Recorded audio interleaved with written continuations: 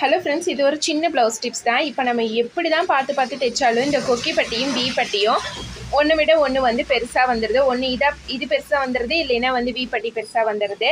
அதை வந்து நம்ம இந்த மாதிரி பெருசாக வந்துருச்சுன்னா அதை எப்படி கரெக்ட் பண்ணுறது அப்படின்னு பார்க்கலாம். இங்கே பாருங்கள், பட்டி ஜாயின் பண்ணது ரெண்டும் கரெக்டாக இருக்குது. இந்த சென்டர் டாட்டும் வந்து கரெக்டாக இருக்குது. இந்த இடத்துல மட்டும் வந்து இவ்வளோ தூரம் வந்து அட்ஜஸ்ட்மெண்ட் பண்ணுற மாதிரி இருக்குது. இப்போ அதை எப்படி சரி பண்ணலாம் அப்படின்னு பார்த்தீங்கன்னா, இப்போ இந்த மாதிரி நீங்கள் வச்சுக்கோங்க.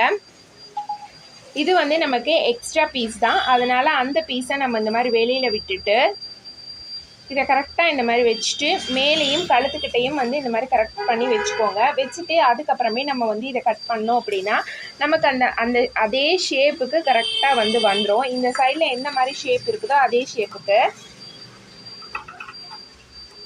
பாருங்கள், அதோட அளவுக்கு இப்போ நான் வந்து கட் பண்ணிடுறேன்.